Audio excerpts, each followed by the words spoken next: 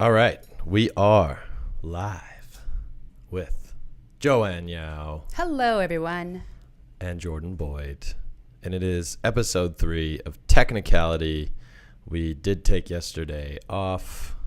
Usually we record on Mondays, but we decided to spend time with our respective fur and/or human families. Mm-hmm. What did you do for Family Day? Did you do anything fun? I was extraordinarily productive. I caught up on laundry. As anyone who has laundry chores to do, they know it's never ending. I finished dishes. I went shopping, as you know. I believe I texted shopping. you a photo of a wonderful handbag I got on sale. So it was not shoes this time. Mm-hmm. You laugh like it's... Usually it's shoes. It is usually shoes. But I did get a fabulous bag. There were a lot of sales at the mall. Which mall? Cross Iron? Cross Iron. Yes. Sim, if you will. Sim. Cross Iron Mills? How do you call it Sim? CIM. Cross Oh, Iron Mills. right. Come on, Yao. That's why you're the brains and I'm the brawn of this operation. Well, that's generous, but And yourself, I think you had texted me a reciprocated, lovely photograph of a project that you worked on the other night. Your CCP. cooking. Yes. Yeah, I made a biscuit topped chicken pot pie with cheddar on it.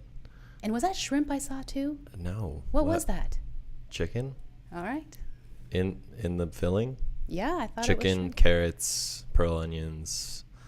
It was really good. That does so- sound good. Yeah, I was pretty pumped about it. But and I went to the Flames game, and we won. I was going to So say. that was good. Yeah. That was good. We're starting to kind of pick it up again. So Good. I was getting a little nervous there, but it's looking good. Well, good. I think we have a Yeah. great episode for this Triple do. Crown number 3, Mm-hmm. right? Yeah, no, I think, and we talked a little bit about it. I was like, how many? There's only 3. The first one. Do you need me to use my fingers? The Teflon Yeah. stuff. So I watched this documentary on Netflix, of course, called The Devil We Know. And basically it kind of runs through how DuPont, which manufactures Teflon or owns the chemical and makes all the pans and stuff and other stuff that Teflon's on, which I didn't even think about, but it makes sense. Obviously anything like non-stick, like even your raincoat, like lots of different things have Teflon on it. And it was basically talking about how a bunch of people in the town around where the factory was, people that work there, but also people in the, that live nearby, Yeah. started to get like really crazy health problems like cancer and different things. And Birth defects. and then their kids started getting birth defects, and people whose cattle were living near the rivers where they were supposedly not pouring anything into the rivers but actually were, started dying. So then basically you're watching this, and sorry, spoiler alert, I should always say that before we go into these things because some people haven't watched it yet. So if you haven't watched it and don't want to spoiler alert, don't listen. So basically what they figure out is they start running tests. They basically put up an ad on TV, right? That's like, have you been affected by this? Let us know, blah, blah, blah. And they end up getting like an insane amount of people being like, sure, test my blood. And it like people volunteering to be tested. People volunteering. Okay. And it ended up being, I think it took them 7 years or something to collect all this stuff. Like it took a long time. But then what happened was after the 7 years, they had like the most, sort of the most data any survey has ever had for this type of thing. So like so many people responded. They were kind of like, wow. And what they found was it wasn't just a small amount of people that had this chemical in their blood. It was 99% of the people that responded to these surveys. That was the chemical called C8, was it not? C8. Yeah. Yeah. And right. I would guess that if you and I went to the doctor and asked them to test for that, it would show up. And anyone listening, it would show up. And there's even correlation. I don't know if there's Wait, why would it show up in someone like you or I? Because Teflon's used everywhere in the world. I thought it was only a poison if you used a scratched Teflon pan or something like that. No? No. All right. No. It'll go into your blood. Just like they didn't test it enough, I think, or you know, Okay. and we'll get into what DuPont knew and what Teflon knew. I'll tell you what DuPont does know. What? Is they know how to get Teflon to stick to the pan, even though it doesn't stick to anything. That's true. I'm sorry, I'm being facetious and disrespectful, but I No. couldn't help myself. I think they also know that sales of, I don't know, you know, $24 to $35 billion a year is more than they'll have to pay in lawsuits and different things. So like it's kind of a cost analysis. Interesting. So it's a profits over people type of that's what it sounds like. business strategy. Yeah. So I was quite shocked. And there's some really sad stories in there about people that had these birth defects and had all these surgeries and were in all this pain.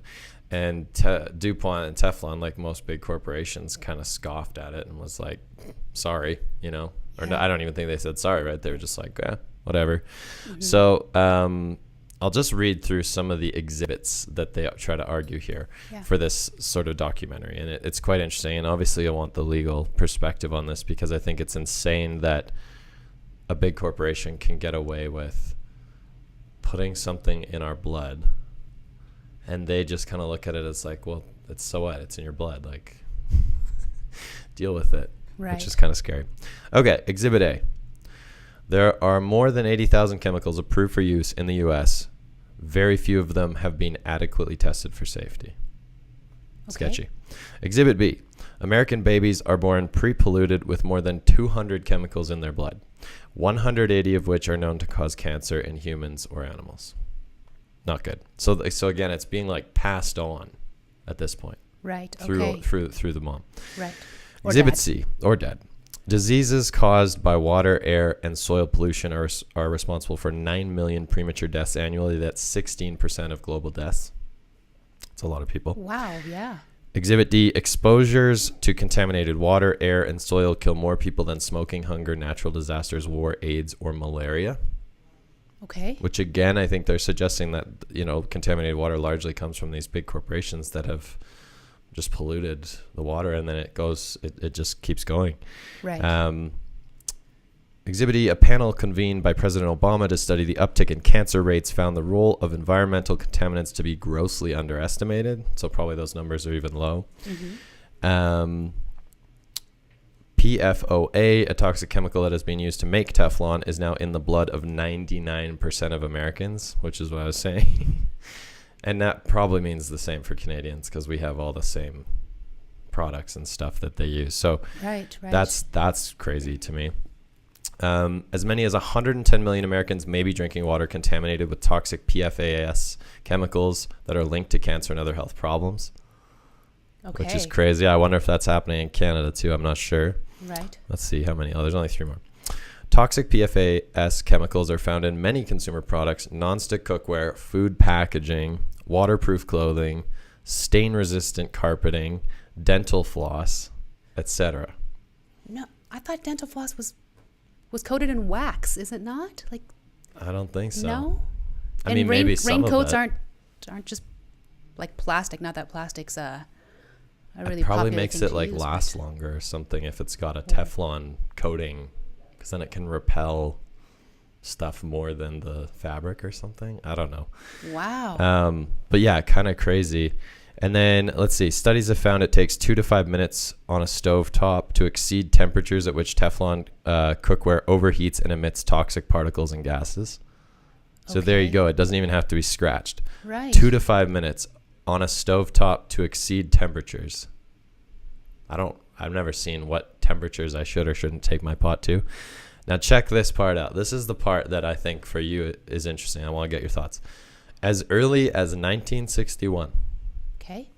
DuPont, the maker of Teflon, knew its Teflon chemical was causing damage to lab animals. Okay. Yet the company continued to use the chemical until 2013. Okay, that is from a legal standpoint, that's a very interesting exhibit that you brought up there. Are these exhibits from the documentary? This is from the documentary, yeah. Yeah. And I highly recommend people watch it because it's cool, but it's also scary. But I think it kind of touches on the power that these giant corporations have with, saying like correlation and causation, I feel like comes up a lot in these things. Yes, right? Absolutely. Yeah. Your non-legally trained mind is thinking very legally. Right. Excellent. Okay. Well, let me start from a legal perspective. And there's a theme from, my background as a trial lawyer, and the trials that I largely taken to court have been negligence claims.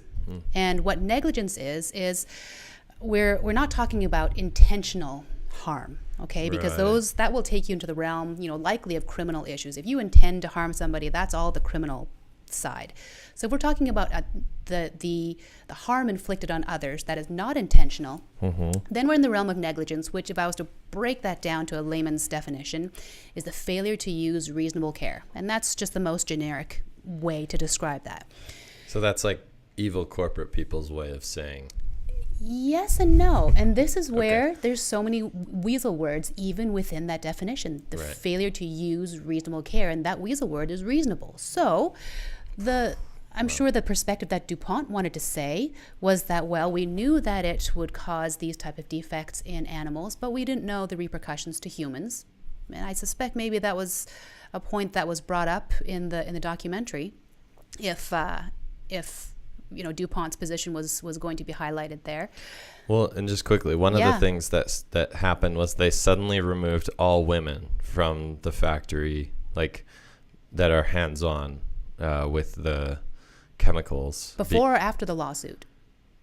Oh, like early, like back in the 60s, 70s. Oh, really? Yeah. That brings up another interesting. So, but that happened, and everyone started being like, okay, well, why can't? And I think those women were like, what's going to happen to us now? Obviously we were there every day just breathing it in straight from before it's even on the pod, right? So they're breathing in the fumes, touching stuff. And working with the chemicals. So that did happen, which is kind of freaky. That's interesting that you bring that up. And this brings up a point that sometimes enrages the public when they hear about this evidentiary rule. And I've taught courses in evidence, and this is in the States, but the same evidence rules apply largely in Canada as well.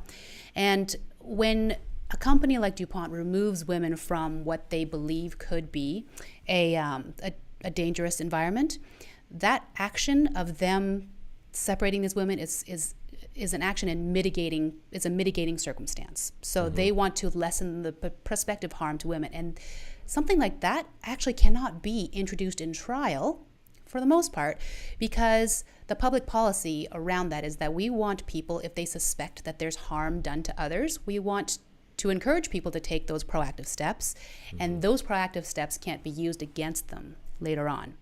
But you also brought up another very interesting legal perspective when you talked about correlation and causation. Right. Because when it comes to proving was a company negligent, there has to be not only proof of causation, but it has to be more likely than not that this company caused the harm. So correlations typically don't fly in court as far as persuading the fact finder to, and by fact finder I mean like a jury, or sometimes it's a judge who determines what the facts are, to determine that somebody is responsible. Because just because there's a correlation between event A and event B doesn't mean that it caused it, and only if you cause harm can you be responsible. So the theory of, or the legal theory that plaintiffs' lawyers like myself, we use of profits over people, is because big companies sometimes can not only turn a blind eye to facts like you've just read off, but they could also just spin it in their business minds as, well, if it costs us $1 million to compensate injured people, but we're making $10 million off of this product, well, then it's profitable for us to put people at risk. And that's the whole theory behind the profits over people theme. I feel like you see it a lot in tech as well, where it almost seems like they have a team of lawyers sit down and say, okay, is it gonna cost us more to pay people out, like Facebook, for example, like we talked about last time, where they had that app for young people.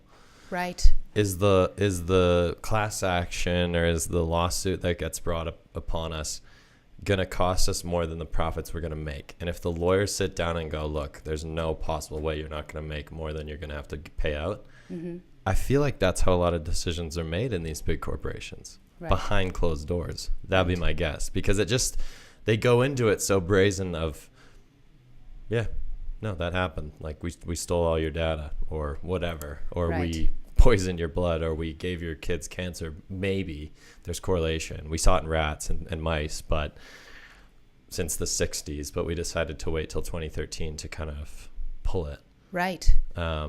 I don't know. That is like basically a timeless problem that is now reoccurring in tech, in very modern, progressive types of industries. So you're not wrong about that.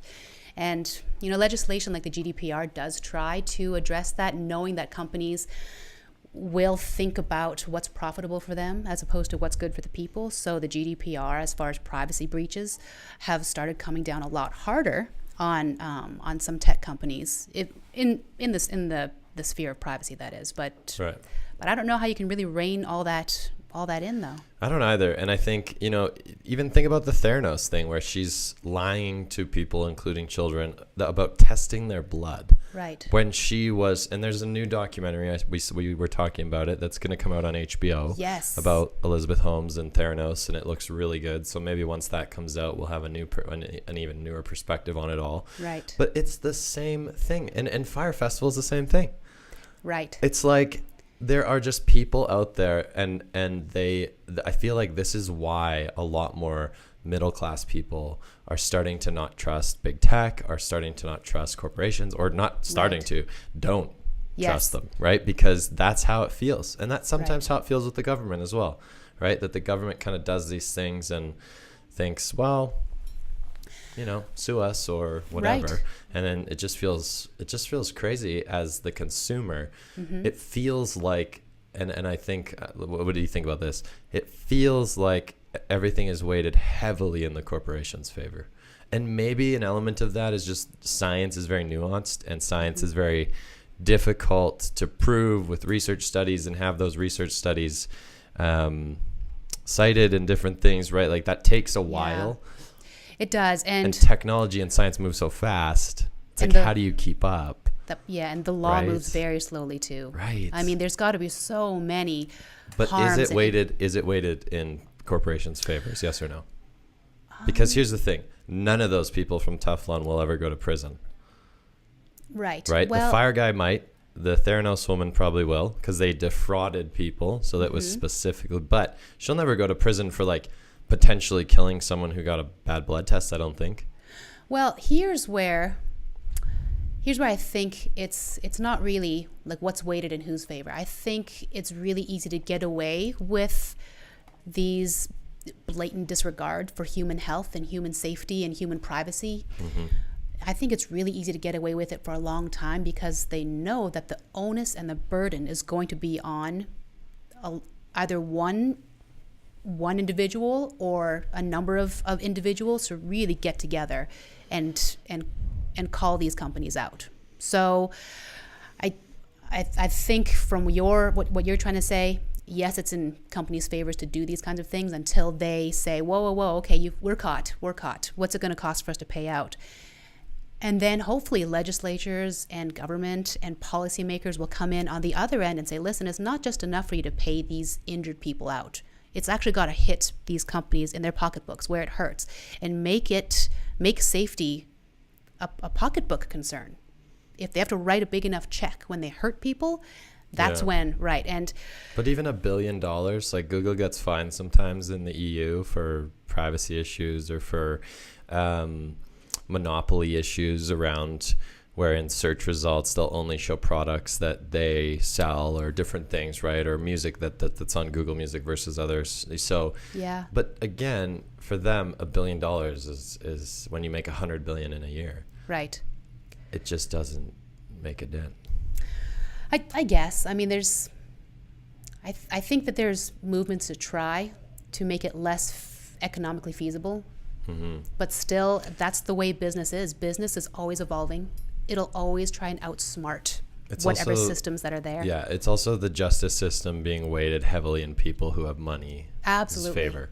Yeah. Which that's probably a whole nother topic for another day. But okay, so that's kind of that. I like your thoughts on that. Well, can I dovetail that thought definitely into not only the ethics on the government's part, since we're talking about the government and legislatures trying to oversee what these companies are doing. So there was a story last week about the Trump administration unveiling an order to prioritize and promote AI. And I want to show a clip of this because I want to talk about where I think this story is more bark than it is bite. And it's, in my opinion, more of a PR stunt than something that's actually feasible. If we could roll that clip. Sure, yeah. Zane, when you're ready, roll that clip. President Donald Trump on Monday will sign an executive order aimed at boosting America's artificial intelligence industry. The order asks federal agencies to make AI a top priority and to dedicate more resources to research and development. However, not included in the order, a lump sum of money. No new funds will be directed toward AI, but the order does call for agencies to give researchers more access to federal data that could help them in their exploration and applications of AI. All right, so that clip was a good introduction into what I think is the problem with a politician who can grab the eyes and the attention of the public through the media, but is silent on really what's the responsible thing to do. So there's also an article that speaks to that, and it's a Reuters article that was published last week. And they basically talk about how President Trump wants to pump more resources into research, promotion, and training on AI. The Trump administration wants to boost research and development. But two of the things that they're really missing here is, number one, where's the money going to come for that? Initiatives like this take a whole lot of money. And there was a comparable developing story here in Alberta that involved boosting the AI industry, and that was the NDP announcing $100 million that's going to be earmarked to support Alberta's artificial intelligence sector. And I know this hits home to you, particularly because Rachel Notley, she had this press conference in the Calgary Tower, and she was saying that the whole purpose behind the NDP putting in $100 million over 5 years to boost AI economy is that the province needs to support new companies and help them commercialize or risk getting left behind, which, that's a pretty good platform to take. However, when we read this article, and this one I got from the Calgary Herald, so when you really take a look at what this money is going to go to, first of all, in my opinion, well, $100 million that you would think the purpose, she says, according to this article, that is supposed to go to help new companies commercialize or risk getting left behind. And they do need to put money. That's exactly where you need to put the money, is these emerging companies, right? So, but when you take a look at this article, and you think about $100 million, my point is that I don't think $100 million is a whole lot of money anyway. So let's see where this is going to go. All right. Okay. So an initial investment of $27 million will go to Edmonton-based nonprofit AMI. I don't know if you've heard of AMI, Alberta Machine Intelligence Institute. I have, yeah. Good organization. Okay. They do good work. Yes, absolutely. I'm not disputing that. But after that $27 million goes to AMI, the majority of the remainder of the funding will go to Alberta Innovates to help provincially funded corporation expand its work. Again, another good initiative, good place to put the money. After those two parties have taken out of the $100 million, then a small portion of the funding, approximately $5 million, will be spent on a marketing campaign to boost the profile of Alberta's talent pool in geographic locations such as Silicon Valley that have a large number of technology sector companies and investors. So when we think about $100 million, really kind of going towards these three other, groups, organizations, or what have you, what really is left for the companies like yours? I mean, I don't know that. I mean, I know whatever money you can get, you can take it far and you can make the dollar stretch. But if we're really to boost Alberta's economy through what the NDP is saying, that it's going to be support new companies and help them grow, in my opinion, I don't think that's a lot. But you tell me, what are your thoughts about getting the leftovers of this $100 million Well, my guess would be Alberta Innovates will disperse it. I'm assuming they will probably.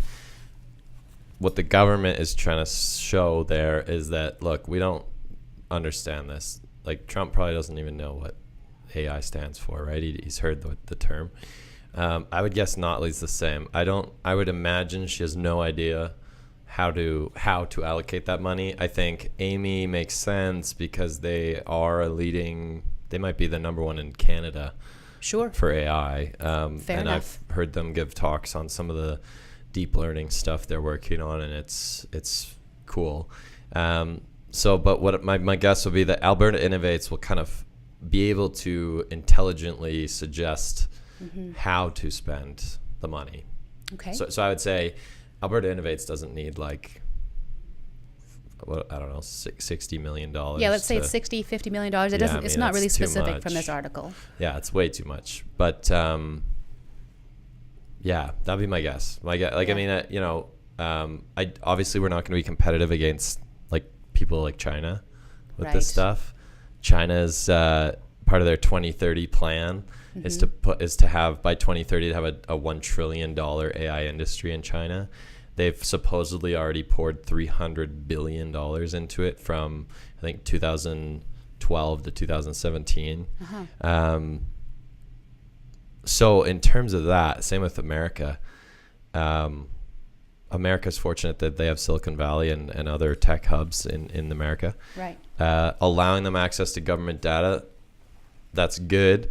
I think China's got a hell of a lot more data because they have a hell of a lot more people. So if that's your only differentiating point, I think that's scary, right? Because it's not going to help.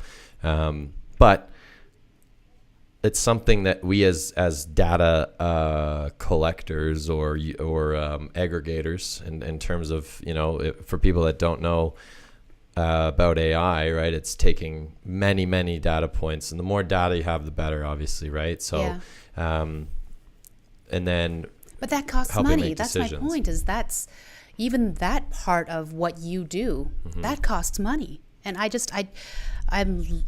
just loath to say that, well, $100 million, that's a lot of money. I just don't feel like it is. And I feel like it is in a place where energy is such a large focus that when I tell people what I do, they still are like, oh, like they didn't even know that people do that kind of stuff in Calgary, which is kind of crazy.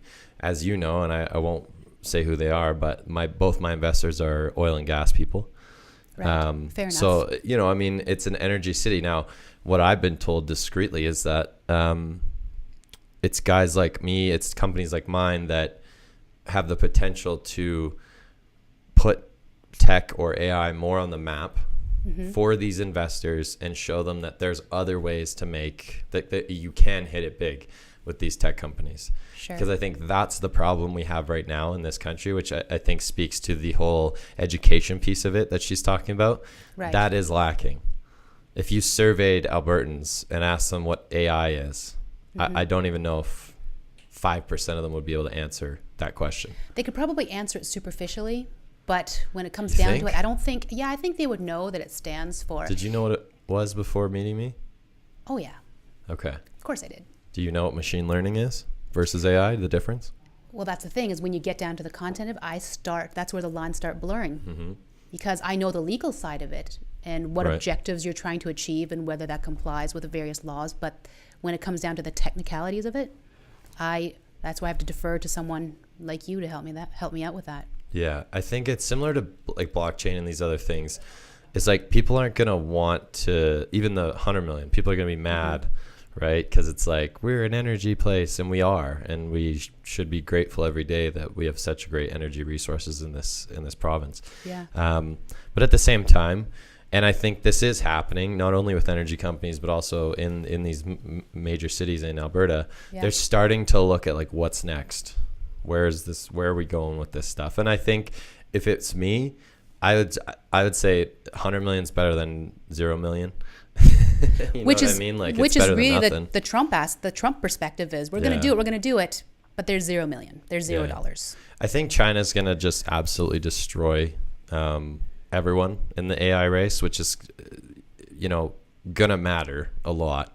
Other than, again, the fact that some of the big companies are in Silicon Valley and they make enough money they're almost their own government in a way, right? They make so much money, they have so much money, there's so much cash.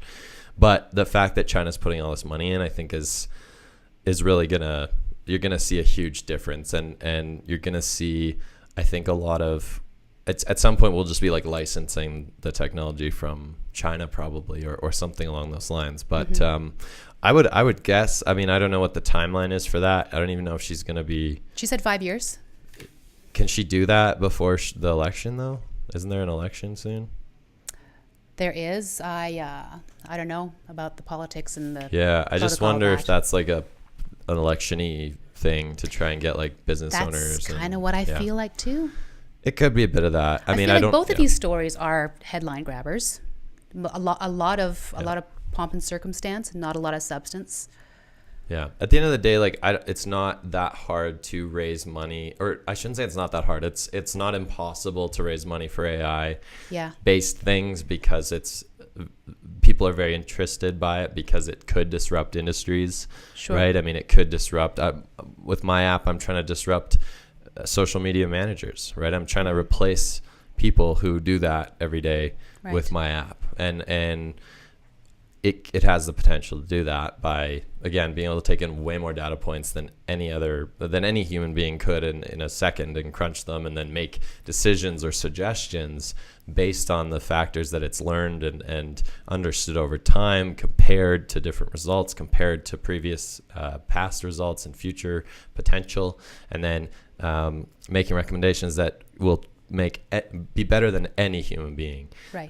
That's where I think it has this massive potential to kind of disrupt so many things, where it'll be able to sense what temperature, like they have Nest temperature things now, right, in your house thermostats, where it learns your habits and when you're home, when you're not, and it adjusts it so it knows better than you do when you should turn your thing down, or when you like it a little warmer, just based on how you use it. And I think you'll start to see that in everything. You'll start to see that in your fridge. You'll start to see that in your oven. You'll start to see that everywhere. They'll start putting AI, which is also known as Internet of Things, right? Yes. IoT. So I don't know. I would say the Trump one sounds like kind of bullshit, other than the government data thing. Right. But yeah. Well, what you're saying right there, and where I also think that government money needs to be spent, because I have two criticisms about the Trump article and the NDP article. Is number one, either money is not addressed at all, or it's addressed in a way that to me is not all that specific. And number two, and my second point is coming from the fact that I'm right now working on my Master of Laws degree in Internet Law and Policy. So the policy side of everything is exactly what you're saying, is the ethics of everything. And I think we all take ethics too lightly by saying, well, it's something that'll take care of itself. We have responsible people to take care of these things. But who really are these people? And then we can even go back to the beginning of our podcast, the ethics of profits over people, the ethics of moving a company forward, notwithstanding the harm it can inflict on people. I think if there is to be money injected towards AI developments, I think there needs to also be some kind of consideration for ethical ramifications. I mean, what are the ethics of replacing human workers? And I don't have the answer for that, but I just want to talk about very briefly. There was an article published by The Guardian last week about new AI fake text generator may be too dangerous to release, say the creators. And here, I honestly couldn't help but tweet my thoughts about this, is that here we have creators of a text generator saying this is too dangerous to release, we should not release this to the public. And at first I'm scratching my head thinking, it's a text generator. How dangerous could it possibly be? What are the ethical ramifications of a text generator? So if you read about this particular article, it talks about this AI model that created by OpenAI, which is an Elon Musk-backed nonprofit company. And this model is called GPT-2. I don't know if you've heard of this at all.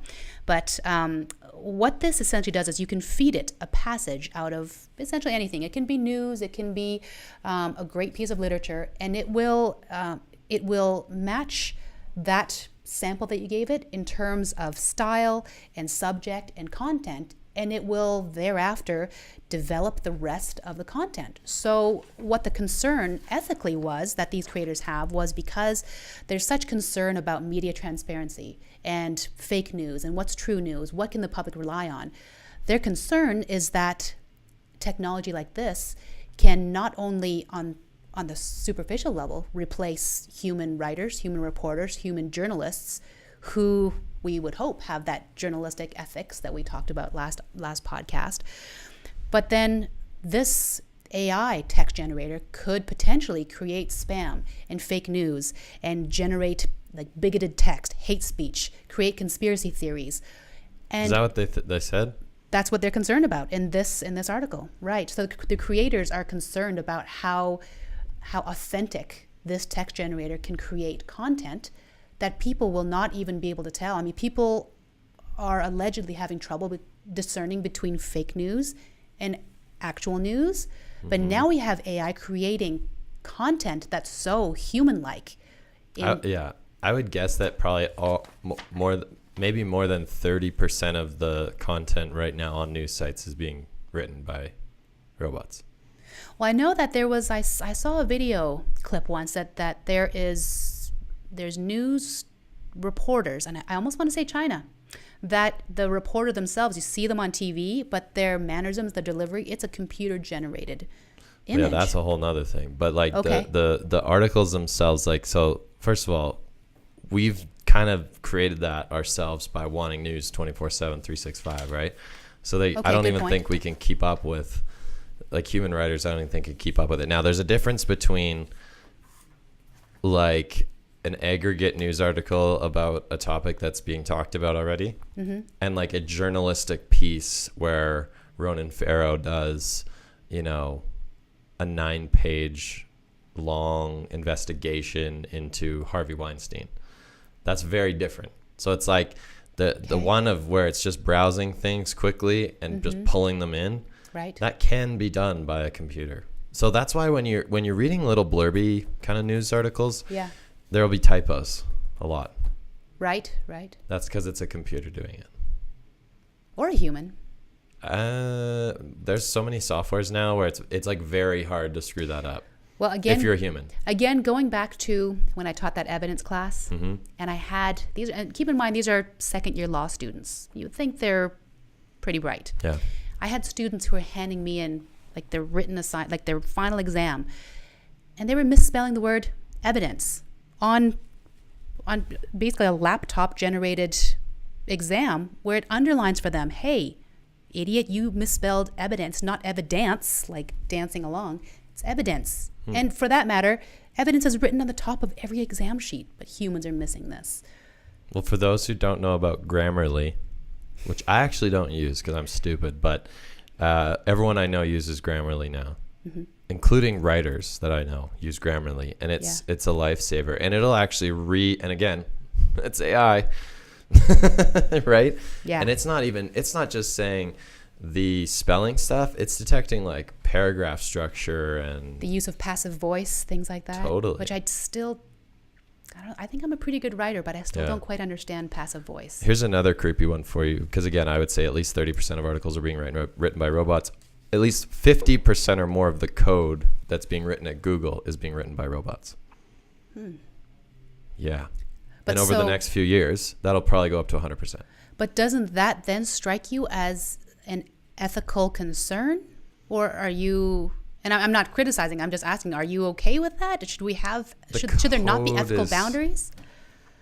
I think coding is different because it's a bit more formula. It's more like a math, right? So you can kind of train a robot to not make unethical or whatever mistakes in the code, right? It's very like general structure, and when you're building something, there's no real creativity going into it per se. It's building core structure of apps or of environments or databases or whatever.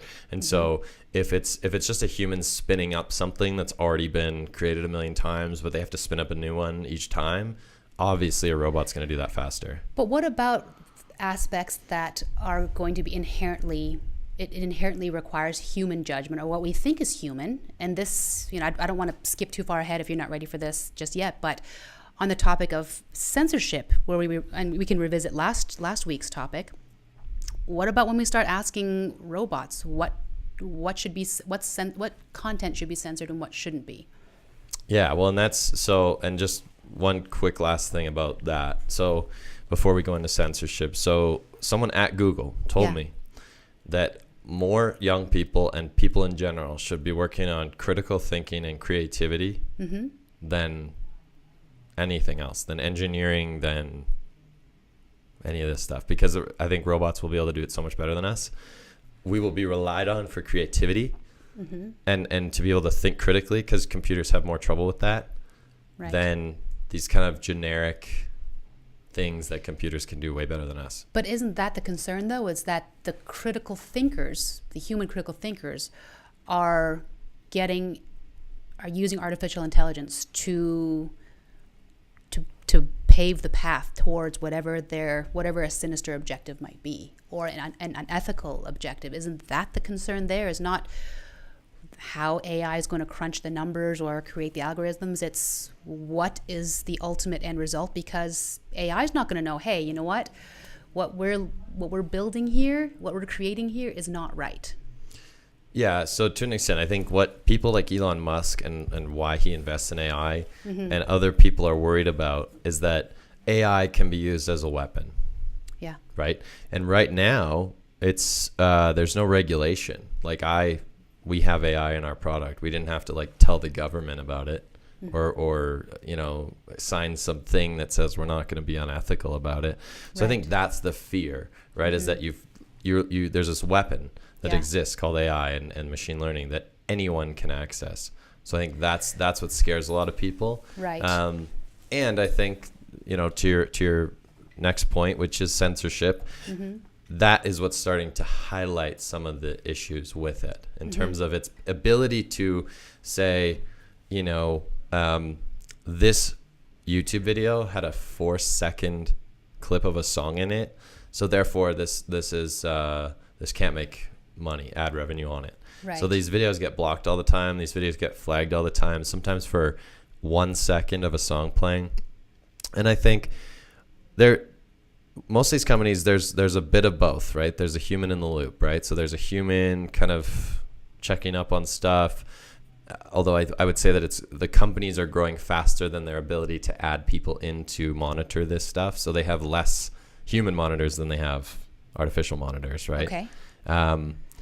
So, for example, Twitter bans people a lot or blocks them temporarily, bans them temporarily from the platform. And it's usually algorithmically based. So and they have sort of vague-ish policies about what you did to break it.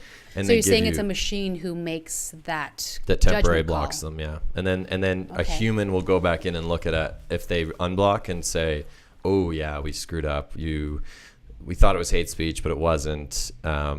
So we're sorry, and your account's back up. But it's happening more and more, and people are getting really freaked out about it because they never know. They're always on eggshells about what they can say. Same with YouTube, right? Right. And YouTube's system is you get 3 strikes. And then after your 3rd strike, you get banned from the platform. And the 3 strikes only last 3 to 6 months or something. It's a shorter amount of time. But again, if you don't fully understand the policies and how these algorithms work, right, it's tricky to navigate the waters as these big creators and big influencers on Twitter and Facebook, and including people who podcast, right, which can be through Apple and Spotify. Apple will block podcasts a lot, or they'll delete episodes of podcasts that they don't like the content of.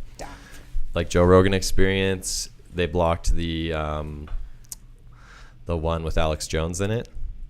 They just took it down. If they block TECHnicality, you know that there will be a strongly worded letter. Oh yeah. From my desk to the powers I hope that so.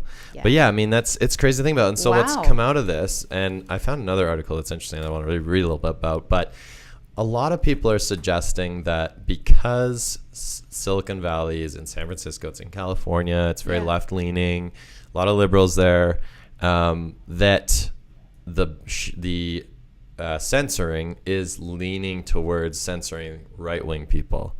So a politically biased censorship standard is what you're saying. Because they're saying, well, look, the people coding it, the people doing everything are majority left-wing, right? The majority of them are liberal. So therefore, inherently, it must be censoring right-wing people. And there's some examples where, what's some of the recent ones I've heard? There's just like, there's right-wing-ish people. I mean, Alex Jones is a good example. Alex Jones got pulled from all of the major social networks. So he essentially got what they call deplatformed. Right, yes. Right? And deplatforming is scary too, because a lot of the people on these platforms, the only way they make money is through these platforms. Well, he essentially stopped existing when he was deplatformed. Yeah, they basically said, like, you don't get to have speech, which gets into a whole nother topic. Right. But so Alex Jones, and he like maybe said something about a transgender person. I don't know, but it wasn't like the thing that worry about is when these people are on these platforms, like an Alex Jones, right? We can go on and check in on them.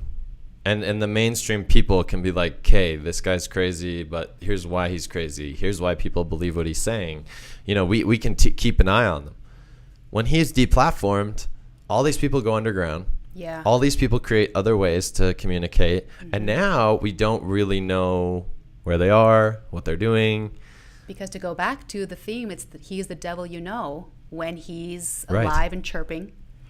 So there's a lot of argument for like it's actually much worse to deplatform them and not know where they are. No, what they're doing. I would watch Alex Jones clips on YouTube just to see how crazy the guy was. I wasn't watching it going, I think that there's all these conspiracies and Pizzagate and all this different stuff, but the way that they deplatformed him was pretty sketchy, I would say. And so there's other people. So there's another site called Patreon, which is basically a way for people to make money outside of advertising methods on YouTube, for example. So you can say, and a lot of gamers do it. So they say, if you guys love we might start doing it at some point, although probably not, but we'll find other ways to get sponsors. But where we say, look, if you guys like this podcast, all this stuff you see, like these mics, everything costs money. Right. And we want to make them better and better for you. So for $20 a month, you get access to an exclusive, after the podcast talk where you and I, no censoring, whatever. Right. And so people that, obviously if you have lots of followers, people may be interested in that because they like watching the videos and seeing extra content. So they'll pay that per month. So Patreon, that site, has also started censoring or blocking certain people, which has led larger influencers like Jordan Peterson and Dave Rubin to say we're not going to be on Patreon anymore, which is a large way that Patreon makes money, obviously, from those two guys. So there's a lot of this happening in the tech world, and a lot of accusations. Trump says it all the time, and I think they're convening a Republican investigation into whether tech leans left. So it's starting to become a lot bigger of an issue. Wow. So I don't know. I don't know how I feel about it. I think to some extent it makes sense why there might be some left bias because it's San Francisco and Silicon Valley, but according to all their terms and conditions and everything, which I know aren't always factual, but they say nothing, if that's happening, it's not because we're doing it intentionally. Right. In other words, right? It's not like we're coding it in a way that targets right-wing people, and that's the other thing that people are saying is when people search people on Twitter, it's adjusting the results of the search based on censoring. Okay. For example, for right-wing politicians or for the suggested who you should follow. Right. They're saying they're manipulating that. And by the way, since you mentioned Twitter so much, I thought it was interesting because, the tweets that I post are not, to me, they're not categorized as sensitive info, but I've gotten a couple people take screenshots of... Including me. Yeah, of my feed and saying, what are you posting? Why does it block me for sensitive info? And I have no idea why that is. I don't know if it's things I've said or things I've done, but it's certainly what I don't think is content. Most of my content is AI and tech related. So I don't know if there's a machine behind this. It's messing up. Yeah. So let me get your thoughts on this. Okay. So this is an article from February 18th, 2019, called "The Battle for Free Speech: Meghan Murphy versus Twitter." So, and this may be another perspective on it, that it's not just right wing. So last week, Canadian feminist and journalist Meghan Murphy announced that she is suing Twitter. Having been permanently suspended from Twitter last fall, Murphy's lawsuit challenges Jack Dorsey, who's the CEO of Twitter. His contention made last September to the House Energy and Commerce Committee on Twitter transparency and accountability, wherein he stated, "We don't consider political viewpoints, perspectives, or party affiliation in any of our policies or enforcement decisions, period." Taking aim at Twitter's contradictory and unevenly applied policy, Murphy's lawsuit is legally challenging Twitter by accusing this big tech company of censoring content made by users based on conflicting political perspectives, for example, conflicting with those of Dorsey or others of Twitter. Meghan confirms that Dorsey has acted against his own company's mandate, which was to give everyone the power to create and share ideas and information instantly without barriers. Our business and revenue will always follow that mission in ways that improve and do not detract from a free and global conversation. So I think she's citing that as her sort of reasoning behind it. Mm-hmm. So, and then she tweeted specific things like men are not women, you know, how are trans people, whatever, what is the difference between a man and a trans woman? Like she's trying to stir the pot, obviously. She's trying to trigger people. But yeah, basically it's like it's not only conservative pundits who are perplexed by this double standard of who gets to have a Twitter account. For example, Donald Trump gets to have a Twitter account. Donald Trump says super dumb shit all the time. He threatens countries with nuclear missiles and he gets to have a Twitter account. It's like confusing, right? It definitely breaks Twitter's policies. And what's his, not Jordan Peterson, but the other guy that podcasts with Joe Rogan all the time, does his meditation, sells meditation stuff. I can't remember, but he was like lobbying to get Trump banned from Twitter for a while because he cited specific policies that he was like, these are breaking. So, but why are many left-wing news sources ignoring? So her story, they're basically saying, I don't know, it's interesting, you know, and so they're basically saying, how will this type of lawsuit affect the levels of responsibility that everyone from, you know, social media, domain hosting companies, right? Because that's another one. So when Alex Jones got shadow banned or deplatformed, a bunch of companies like GoDaddy and other companies started saying, "Oh, we didn't realize he's on our hosting." They're his ISPs, is what you're saying. And they said, "Sorry, you can't use us anymore." All the major ones said, "You can't use us anymore." Right. So even they're doing it. So this is basically saying, must maintain in order to keep in check with national laws and protect freedom of expression. So how do you balance freedom of expression with their feeling that certain people are dangerous or a menace to society? Like, I don't even know how they're basing it, but it'll be interesting. I mean, as far as this discussion's gone, I mean, a lot of it has been just politically driven, and I really don't know how you can make someone a referee of when the politics are correct or incorrect. I don't know. I don't have any answers for that. Yeah. No, I mean, it's interesting to think about. I think it's going to be an issue that keeps coming up over time. I think we're going to see more and more lawsuits about it. Right. But yeah, no, I think it's intriguing to think about when you have such a large platform, or when you, because again, we've talked about this in the past, but these companies look at people that use their products as their users. Yeah. So like, you have Twitter followers, those are Twitter's users, not yours. Right. So at the end of the day, they can say, Joanne, we've decided actually that you don't get to, you know, have a page anymore, because those are our users. Right. You should be grateful that we allow you access to our users. Right. Apple looks at this same way with the App Store. Mm-hmm. You're in the App Store, but those are their users. Those are not users of your app. Those are Apple's users that you should be grateful that you have access to. Sure.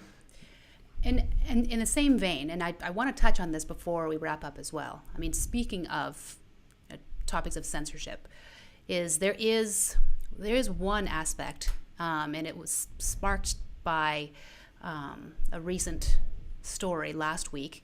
I don't know if you heard about this. There was an 11-year-old girl who was abducted by her father. Oh in yeah, Ontario. Someone told my mom or my sister told me about this. It sounded horrible. Tell me more, because this was. Yeah. So, and I know you're from Ontario as well. I don't know. I am. I was born in Toronto. Yeah. Yeah. Right. So. Still have family there. Yeah. Mm-hmm. So, what had happened essentially is the obviously mother and father are separated. Mm-hmm. And father has access to the little girl, so he takes her out for her birthday, and the father does not return the little girl on time. So the mother gets concerned. She's even more concerned because the father had made some representations that he was going to injure the little girl and himself. So the mother gets worried. She goes to the Peel Police, and after some unsuccessful attempts to get the girl back, the Peel Police Department, they send out an Amber Alert. Okay, so by now the little girl was supposed to be back, I want to say around 7 or so, and this Amber Alert, I believe, went out around midnight. Okay, and granted, this Amber Alert went out for in a huge range. I mean, we're talking. I think it was midnight Mountain Time, so probably 2 a.m. Right. Eastern. Yeah. But in any event, I mean, this is my take on this, and I want to get the facts out before I start ranting about this particular issue here. And you know how I get when I start ranting. You have a daughter too, which that's I exactly think hits closer to home. But yeah. But the fact of the matter is people are complaining that they're getting woken up by these Amber Alert texts. Yep. So the issue here is, number one, was this Amber Alert too invasive? And number two, was it effective? And I'll answer number two right away, is that the Peel Police Department said it absolutely was effective. Mm-hmm. If we could have had this happen maybe a little bit earlier, that little girl might have been found alive because of someone who received the Amber Alert. They called in. It led to them finding the dad. Exactly. And the little girl's body, which was horribly sad. Valentine's Day, her birthday, and all those. Just a coward and a monster. Yeah. Right. So, when it comes down to, the way people reacted to these Amber Alerts, I've got a pop quiz for you to see if and you may get this right, you may get this wrong. No judgment either way. So, pop quiz question number 1: true or false? There's a way to opt out of Canada's emergency alert messages. I'm going to go with false. And question number 2, true or false? You can get emergency alert messages on your phone if it's turned off. So I just heard about that from the Trump, where he sent out a thing. I believe you can get messages even when your phone is off. Okay, I'm talking about in Canada. Oh, in Canada? Because there's 2 separate governing bodies over that. Oh, I'll say no. I feel like it's hard to do. Okay, so you'll be right on both accounts. Oh. So congratulations to you. Thank you. I will buy you a Starbucks or other adult beverage Thank you. Of your choice. So there is no way to opt out of getting these emergency alerts to your phone. And there shouldn't be, unless you're stupid. Right. Well, it's mandated, and I'm going to get into, I want to touch on those mandates because I think there's a lot of confusion over why on earth are we getting these text messages. And I'll talk about the mandated parts and then the humanitarian aspect of that too. And number 2, if your phone is off, you cannot receive these messages. It'll only work if your phone's on. Yeah. So the basis of where these Amber Alerts come from is that in 2014, the Canadian Radio and Telecommunications Regulator, it's CRTC, they mandated that all AM, FM radios and TV stations and so on and so forth, that they participate in what they call the NPAS, which is the National Public Alerting System.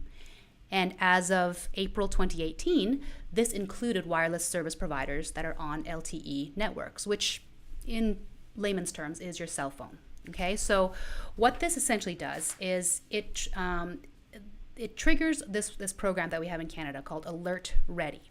And what Alert Ready does is that, and I'm going to have Zane pull up a graphic here to show the different types of alerts in Canada that are broadcast, and there's a whole number of them. There's fire, natural alerts, Right. biological hazardous, but the one that Amber Alerts fall under is under civil, which is, to me as a lawyer, being very technical about this, child abduction is a criminal matter. It's not civil, but it still falls under, I guess, the what affects people. Sure. And here's the reason why people received that Amber Alert. Because according to alertready.ca, they break down an Amber Alert as an alert that's issued by police. It pertains to a child abduction. The child's life has to be in grave danger. And fourth, it's a solicitation for the public's help. So all four of these requirements were satisfied in this particular case. And so my perspective on this is that if there's anything that has to do with finding a child when they're in grave danger, and people can be turning their phones off. I mean, I understand that people may be using their phones as their alarm to wake themselves up in the morning. But my God, if it was your kid, I mean, in the days before technology, you'd be pounding on doors, you'd be waking up your neighbors, and your neighbors, after you pounded on their door, they'd say, you know what, your kid lives, beyond my zone of, concern, but I will get up and I will help you find your child, because that's the community we should be living in. I mean, we live in a world now where technology brings food to our door, where you can opt out of, messages that you want to get and you don't want to get. So I think when it comes down to alerts like this, there's really two main concerns. Is number one, are we bothering the wrong scope of people as far as, could this child have even been found in the area that the texts were to go out to? And I think that's maybe a societal problem, that what do we want to get, what do we not want to get? But number two, I think the CRTC and government and all, any body that issues these types of these alerts also needs to be aware of the human psychology, that once people get complacent with, it's just my emergency management, text going off, you don't need to worry about that. I think that's another concern about the way we think about alerts that we get now. Mm-hmm. How many things do we mute? How many things do we turn off? And we have to anticipate that society is not as compassionate as it has been before, and not as helpful, which it's a doom and gloom type of perspective, but I think it's something that we as a society need to think about. What are we willing to tolerate? And do you remember last year in the States when that text went off about the bomb about to go off in Hawaii? Mm-hmm. And yes, there was uproar and everything about that, and that was human error that it went off. But quite honestly, I mean, we're in Alberta, and if we got an Amber Alert that, that there was a little girl missing in Ontario, I would put it on myself to actually just read the text, see, okay, well, I don't know this guy, I don't know this girl, I haven't seen the vehicle, and then just put my phone down and go back to sleep. Yeah, I think if you have a problem with Amber Alerts, you're just probably not a great person. And so people who give those people a voice, if anyone did in the news or whatever, are losers, and they shouldn't be given the time of day, because it's only annoying if it doesn't help you. Yeah. Right? I mean, if it helped you, there's a tornado coming towards your trailer, you'd be pretty glad they warned you. Right. With that text system. Mm-hmm. So I think this is just quickly, because I know we got to wrap up, but this is, for me, a lot of these stories relate to how the news media is obsessed with sensationalizing everything. And I think they're so clever at knowing exactly what's going to piss people off. Mm-hmm. So first of all, I mean, I'd want to read about where those people even came from. Maybe did they tweet about it? How would they even know about it? They complained right to Peel Police Department. Why on earth am I getting this? This is annoying. That was I'll read you one from this is a guy who says, "Why am I being awakened at night by an Amber Alert in Peel region? At CRTC ENG, why can't I opt out?" Because you can't. And at Peel Police Media, why do I have to turn off turn my phone off to eliminate this issue at TELUS. So a lot of that just comes from, number one, ignorance, and number two, like where's your humanity? If the Peel Police Department wanted to knock on my door and say, I'm taking your car because I think we're going to find this girl if we take your car and ram it all to hell, I'll say, you know what? Take my car, take my wallet, take whatever it is that you need to do. If you're going to find this little girl, find her. Yeah. And you know what? If my little girl goes missing and for whatever reason they have to, I will pay back whoever's car got wrecked, whoever got woken up, whoever overslept in their job. I will pay those wages that they missed because they missed the first hour of work. My thing would be, let's not let a few dumb people, which it sounds like it is. There's not like 100 people. There's like a few. Let's not let a few dumb people who don't understand technology probably, right? Because it does other stuff than just alert you about missing children, which if you want to opt out of a missing children alert system, I would put you on a list of like potential people to look into, because it's seems like weird that you wouldn't want to know about it. But I just think as a society we need to work towards not letting the news media, which are intentionally sensationalizing things to make people outraged, right, and to make people annoyed, and I am outraged and frustrated and think, what a monster, who would not want to. It's exactly what they want, right? So let's have faith that a hefty majority of the people that got that Amber Alert were glad they got that Amber Alert, responded to that Amber Alert, found this horrible piece of shit, and let's hope, I'm sure prison won't be nice to him, as prison wasn't nice to that horrible piece of shit who murdered the boy and his grandparents here in Calgary. Same thing. And that, I think they issued an Amber Alert for that, and I believe it helped with them as well. So that's my point. Let's not let these terrible people bring society down. Well, I can end on a more positive note then. Do it. Is that May is Emergency Preparedness Week. Nice. And you can expect to have a test message come through to your phones. Sirens will go off. Your phone may just start getting up and dancing and doing a jig and saying, hey, I work. That might also be because my birthday's in May, and I'm going to send out a Boyd alert. Boyd alert. About my birthday. So stay tuned for that alert. All right, let's wrap it. Yes. Thank you guys for watching. If you want to, we would love to see more interaction in the comments. Please tell us your thoughts on the podcast, good or bad. We like both. Tell us what you want to hear. Yeah, tell us what you want to hear. Tell us your thoughts on the topics today. Tell us, what your thoughts are on Teflon. Have you seen that documentary? What do you think about it?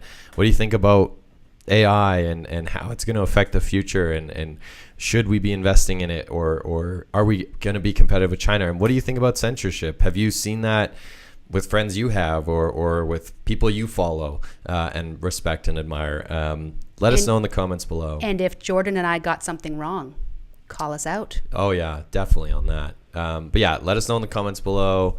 Smash that subscribe button, and we will see y'all next week. Bye-bye. Bye.